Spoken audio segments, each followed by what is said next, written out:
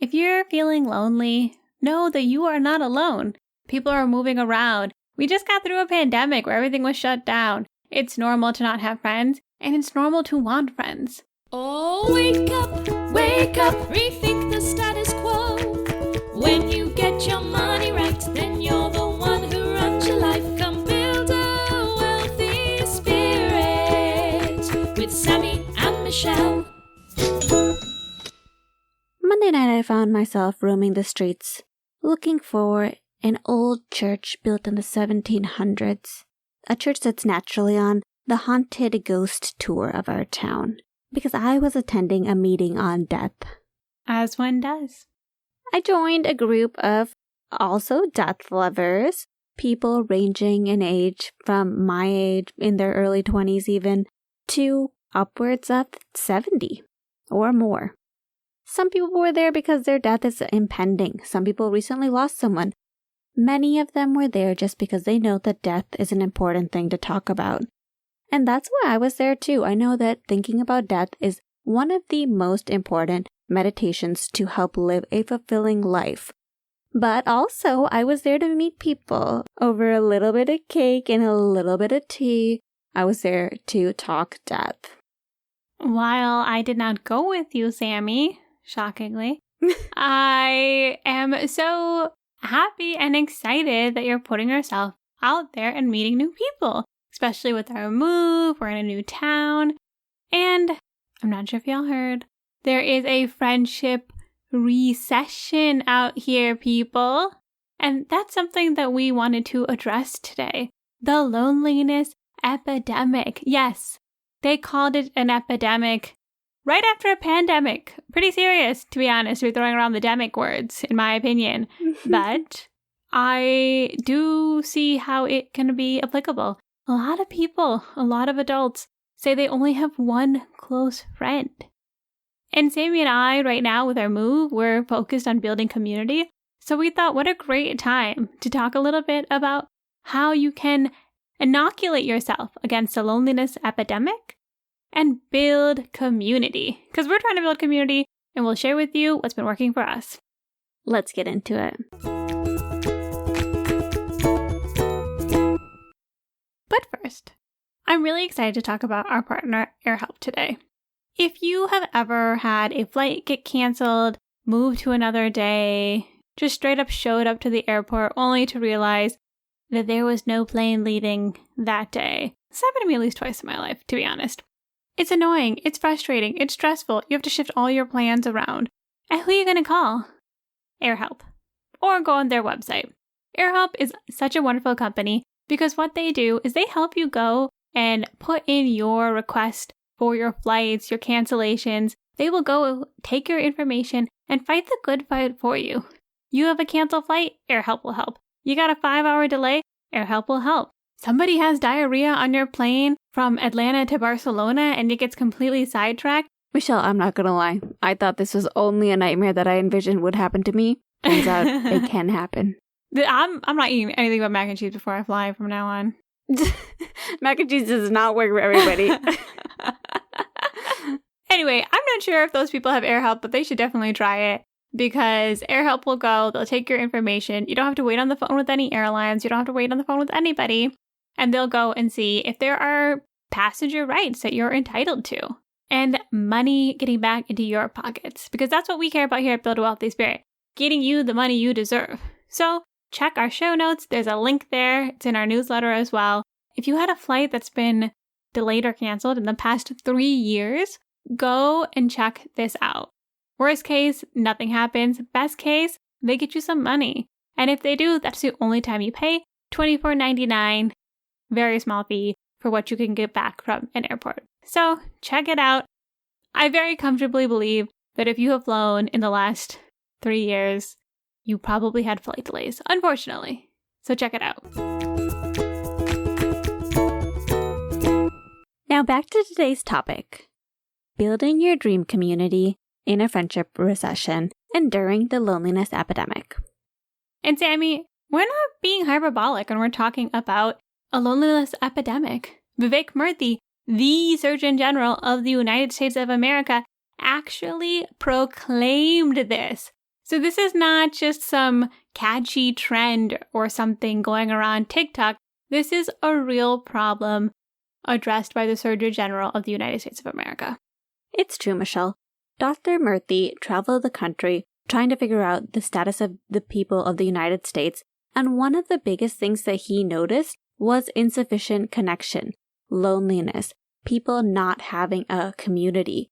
And when the Department of Health and Human Services discusses the loneliness epidemic that Dr. Murthy has put forth, they know that insufficient connection actually increases heart disease by 29%, increases your risk of stroke by 32%, and increases your risk of dementia by 50%.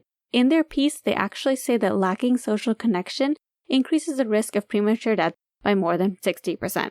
That's insane. These numbers are insane. And Michelle and I have actually just moved to a new city. We moved to South Carolina, and we are looking to build a community, and we want to be really deliberate about it. This is not your grandmother's guide to building a community, aka everybody lives near you and you never leave your same town. No, this is a deliberate and actionable plan to build a community that resonates with you, because it is so important to not only your life, not only your happiness, but also your health. That would literally be our grandmother's guide to building a community. Her guide, have 14 kids, you got a community. So what's the first step? I got you. Close your eyes. Envision yourself surrounded by people. Feel the love and joy and connection you have with these people. Focus in. Who's with you? What do they look like? Do you know them? What are they talking about? What type of themes are in their conversations? Do they have kids? What stage are they in their life? Where are you? Step 1 is envisioning your community. And the reason I think this is important, Sammie, is because you can make friends with a bunch of random people, but I think it's really important. Know your values, know your interests, and actually think about what type of people you want to attract. It's true, Michelle. When Michelle asked me this question, I thought about my dream community, and I thought about a vision like she described. And in my vision, we were actually at the beach. It was a bunch of couples and friends, even their kids. You know, I'm in my 30s, so, I have to add the kids to the imagination. And we were having a lovely picnic, one of those glam picnics with a little mini table, and we were all sitting on zafus, eating food, playing beach volleyball, surfing. Everybody was really enjoying their time, and we were all also practicing a healthy lifestyle. It was just overall a wonderful vision.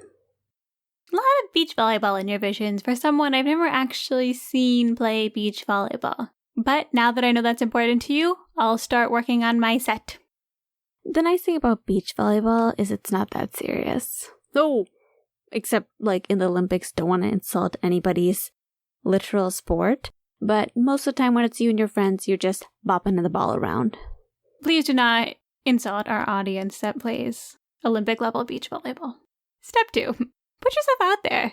Create a strategy for how you're going to make friends. And that strategy should include get yourself out there, get yourself out there, get yourself out there again. As my mother likes to say, you're not going to meet anybody sitting alone in your home.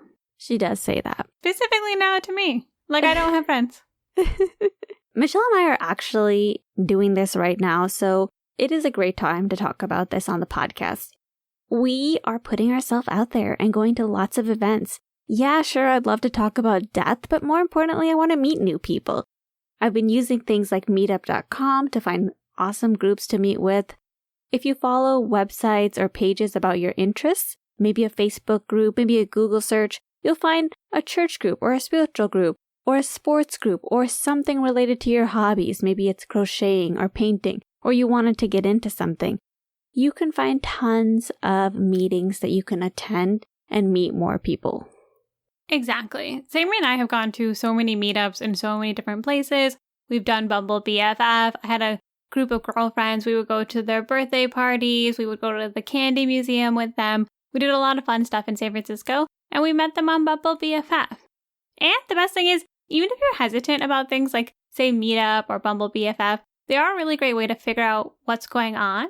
And once you're there, you can actually ask people who are there, oftentimes locals, what other groups and stuff there are. In our writing group that we went to, we met up in a coffee shop, and they've been mentioning this other group like 20 minutes away. And I'm like, shoot, we could join another writing group. And if you're not saying that your town has a group, be the leader. Maybe make a book club or something that you're interested in. Post about it in the libraries and Starbucks, and schedule your own meeting and meet people on your own. That can be great too because you're meeting them in a way that interests you. In our small town, one day Sammie was in our local coffee shop, Starbucks, and we saw a sign for a book club, which is not common in our town. There's no meetup page, I'm assuming. Yes, this is back when we lived in the desert. When we were in the desert. And we went there, we met some really interesting people. Of course, they were leaving, as interesting people do in that town. But it was really cool to connect with them. And honestly, we read the book Just Kids, and I loved it. It's true. And another important thing is telling people that you know that you're looking for friends. This will also help you have more opportunities to meet people that they may know in town. Oh yeah, Sammie. I told my college friend Suhaila that I was moving. And she has a friend, Val, who's moving here in February. So, Val, hope we can hang out. But it's nice because we already have a mutual friend. Like, we're both really close to my friend Suhaila. And I've met her before, so I actually really love her. But I would have no idea, because we're not connected on any platform, that she was moving here. It's true. The goal of this step of the community building is mainly to meet as many people as possible. It doesn't matter if you're worried that these people aren't perfect fits. Right now, it's about getting contacted, becoming acquaintances with as many people as you can. I'll add, Sammie, too, that if it is a recurring event, I think it's really good to just keep showing up. Honestly, I always say that my key way of making friends is I just keep showing up until people all of a sudden realize that I'm their friend. Because they're like, well, Michelle's here. Gotta include her. And if you're a slow burn like me, it's a great way to meet people. But the consistency, I think, helps so much. And you're helping their group grow. Step 3 in community building. Create a friend database. You know, Michelle and I, your girls at Build a Wealthy Spirit, we do not do anything without a spreadsheet. How could you? How could you? It's like so disorganized. How could you make it into your adult life without loving a good spreadsheet or Notion document? If you're wondering why you don't have the community that you want, probably because you didn't have a spreadsheet. Durr. In all seriousness, Sammie, I love this. Actually, when I was joining my first online community last year, Rite of Passage, I knew I was going to meet a lot of people. So I was like, let me just make a quick CRM, sales of sorts database, name, notes, where I met them. And I figured it would be helpful. Oh my gosh. I actually ended up meeting over 100 people during my 5 weeks there. And let me tell you, by week 3 or 4, you start to forget people. But I would just quickly reference my database. I'd have some notes. A light bulb would click. And it helped me build deeper relationships with people because I would actually remember things about them. And we could have a better connection every time we connected. The friend database, let me tell you. Actually, I'll make a template and I'll share it in our show notes. So if you have one and you use something like Notion, feel free to duplicate it and use it for yourself. I'm not going to lie, the first time I saw Michelle's friend database, I thought it was a little creepy. You've got names, photos of people, a blurb about them, maybe their birthday if you figured that out. Okay, no. Okay, I just want to clarify really quick. There were no photos or birthdays. Oh. I'm not a total creeper. My bad. Sammie has added photos into our database. So it's actually, just because I don't remember who they are. So, in case you're wondering who's a real creeper. But it is creepy. Like, it's not something I'd want leaked out, you know? Like my thoughts on people and their puppy's name. It's true. If anybody stumbled upon this, they would think that you're 100% a psychopath. But I'm not going to lie. Once we started doing the friend database, I really found it so helpful. Because right after you meet everybody in a meetup, you think you remember their names, you think you remember things about them, but you really forget. And if you put all that information into a friend database, it can be a quick memory jog. And if you're going to that same meetup again, and you remember things about all these people, then you have something to talk to them about. You don't see them and think, ooh, what's their name again? Or, ooh, I forgot, did they live in like South Carolina or North Carolina? They just moved here, I can't remember. No, you have more concrete data. And as Dale Carnegie from How to Win Friends and Influence People says, people love hearing you say things and know things about them. They love talking about themselves. So to have that foundation, to remember what they told you, to really invest and care about that relationship by organizing it in the database helps to build the friendship even further. Yes, Samantha. I love what you said there. We are in a friendship recession, y'all. Get organized about making friends. If you want to meet people, you need to remember that their puppy is named Pepper and that they spent 3 years in Portugal. Step 4, hang out again. Hang out again. This is Sammie and I's long-term plan. We've actually gone to some of the meetups twice now, and it is building relationships. It's funny because the second time you see people, you know them, you feel like you know them a little bit better. You feel that closeness. You don't have to do that awkward introduction again. And it puts you in a much more comfortable mood for meeting everybody else as well. So it's really important to keep showing up to these events. So you're going to these meetups, you're meeting people, you're hanging out with your Bumble BFF, you're getting to know some people at your local coffee shop, and now it's time to get all your friends together. Yes, of course, you may be able to ask one friend to hang out, but sometimes that feels super vulnerable, and going on a friendship date is not always the most fun and exciting way to meet somebody. Plus, if you have kids or other responsibilities, you don't always have time to go on individual coffee dates with 10 people. That's where Nick Gray's 2-hour cocktail party comes in handy. That's right. We're bringing back Nick Gray's 2-hour cocktail party. We have been sitting on the information that we shared with you in that episode, and Nick Gray is going to be proud of us, gosh darn it, because we are going to throw our 2-hour cocktail party. If you don't know what we're talking about, please see our earlier episode where we talked to Nick Gray, or you can read his book, The 2-Hour Cocktail Party. Pretty much, the 2-hour cocktail party is a very organized style, punctual party where you bring together a bunch of people who don't know each other, and you all get to meet each other in a semi-structured fashion. Yes. I will share the information for the book and our episode in the show notes, but it's definitely a really good one, especially if you feel kind of shy about throwing a little party. He makes it super, super easy. Keep an ear out for what people at your groups are talking about. For example, at my Death Cafe, I met Harris and Paul, a lovely couple, and they told the group that they actually host a meetup called Deep Talk. They mentioned this in passing, but at the end of the meetup, I went to talk to them, and I told them that that group sounded cool and I was interested in joining. Today, I actually got to go to their Deep Talk meetup. It was amazing. I got to meet a bunch of people and spend hours with them, so I actually learned a lot about them in that time period, and I found another way to connect with even more people. So keep an ear out for any events people mention. I love that, Sammie, because I think a key part of this too is being vulnerable. I love this story of my friend Lauren. She moved to Phoenix, Arizona, and she was telling me that she didn't really know anybody. She was having trouble meeting people at her work because she had moved into a manager position. So it's not really like she could just like hang out with her employees the way that she used to.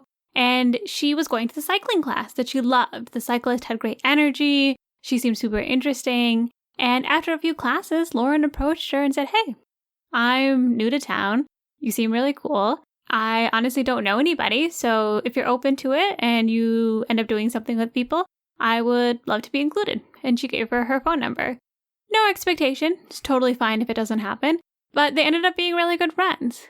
And so I just thought that was so cool. Like, she's doing something she loves. She's exercising. She's going to the spin class. And she used that as a way to meet people. But she didn't just show up. She took that extra step, which was being vulnerable and admitting that she wanted to meet new people. I love that, Michelle. I recently was listening to Deep Life, Cal Newport's podcast, and he had on his friend Jamie Kilstein, who just also built a community after going through a deep personal friendship recession. he rejoined one of his church groups and just let some of his friends know that he knows that he has not been hanging out with them, but he would like to be invited if they ever do something in the future. He was vulnerable, he just shared that, and they actually had an event that evening. So he went and he had a good time. When it comes to making friends, period, you're not going to be able to get away with not being vulnerable. You have to disclose things about yourself, and you have to be willing to look like somebody who doesn't have any friends, because otherwise people might not include you. So it's okay. We all have to do it. Be a little bit vulnerable and take that opportunity to meet new people. Help me, I'm lonely. And the last most important thing when it comes to building a community is simply showing up. It is important to keep going to these events and keep putting yourself out there. And most importantly, when you do start making friends and they ask you to do things, it's also important to make plans and follow through with them. It is so easy when a friend asks you to do something, and maybe it's Thursday or Friday night and you worked and you're tired and you just really don't want to do it. It can be easy to say no, and it's sometimes fair to say no, but the truth is, the only way you're going to build community is to start saying yes. And that sometimes may mean that you have to put your other priorities to the side, but it's really important to say yes. Takeaways. So, takeaways for this episode. How do you inoculate yourself in the friendship recession? If you're feeling lonely, know that you are not alone. How funny, you are not alone in your loneliness.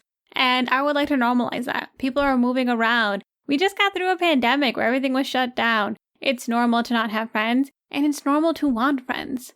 So we are here to empower you to put yourself out there and make a community. The 5 steps we talked about today. 1. Create a vision.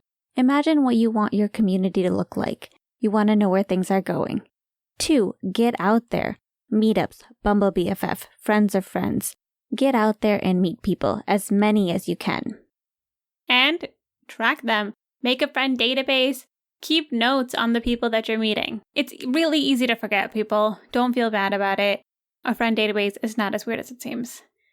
4. Hang out again. Maybe ask them to hang out. Or you can do something structured like the 2-hour cocktail party. And last but not least, step number 5, show up. If you watch The Bachelor or Bachelorette, you may always be hearing The Bachelorette tell people that they want someone who shows up. It's almost become cliche in those shows, but it is very true, both in those shows and in real life. There is no relationship without repeated connection. You have to show up. Sammie and Michelle are here for you when it comes to building a community. We're doing it. We don't know anybody except our friends Marco, Claretta, and John, and all of these new people we've met through Sammie's aggressive friendship making. So, here's to making friends, y'all. We're out here. We're doing it. Community time. Before we say goodbye, it's our community time. Something that's so nice, Sammie, about our podcast is I feel like it prevents us from going into a friendship recession because we have so many great members of our community. That being said, it's been really nice to go to all of these different meetups. I loved our writing meetup. It was cool to see those people twice now. We know them, we're getting to know their interest, and we get to write. So it's a win-win for me. I completely agree, Michelle. I love meeting people and making new friends, and I have to say the meetups in our small town are bomb. It has not been a single miss so far. The people are amazing, and it's been great getting to know everybody. Not so small town anymore, Sammie. Speaking of our community, shout outs. First off, we got a new 5-star review on Apple. Hello, Robbie Bobby 91. Thank you so much. Honestly, this is a delayed shout out. We didn't even know it. If you're listening to this and you enjoy it, you yourself, you go leave us a review too. We would love it. But the coolest thing, Robbie Bobby said, I first heard Sammie and Michelle on the Stacking Benjamin show, and I am now binge listening to a number of their episodes. I enjoy the variety of topics and personalities these sisters bring to the podcast. That is so sweet and so excited that you found us via Stacking Benjamins. If you haven't listened to that interview, we highly recommend it. If you found us through Stacking Benjamins, amazing. Let us know. buildawwealthyspirit.com. We would love to hear from you.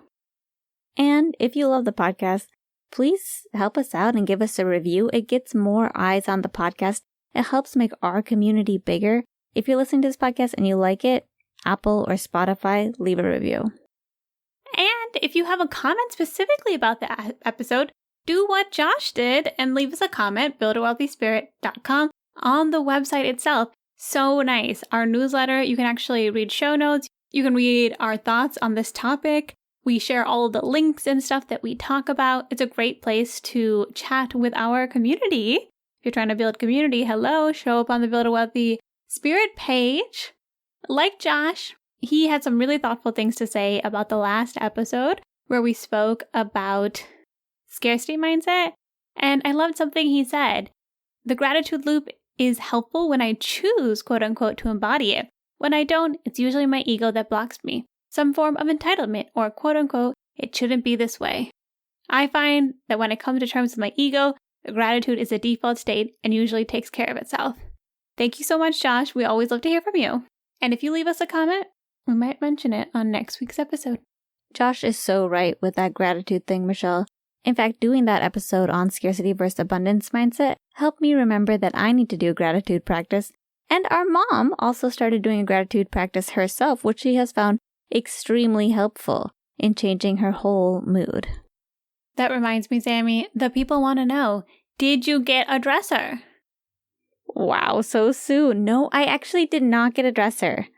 I know what you're thinking. Sammie, do you have scarcity mindset still? No, I was actually at Home Goods. The best of American stores. Oh my gosh. They're literally amazing. Related to TJ Maxx and Marshalls. If you are budgetnista, this is the place for you. Maxxinista! Sorry, if you're a Maxxinista, this is the place for you.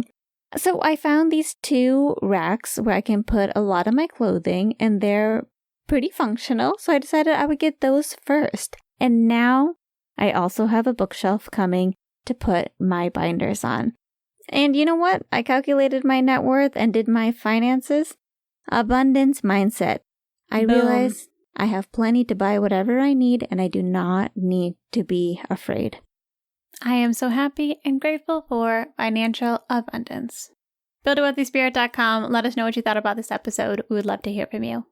And most importantly, be sure to join us next time as we put down the rulebook and we rethink the status quo.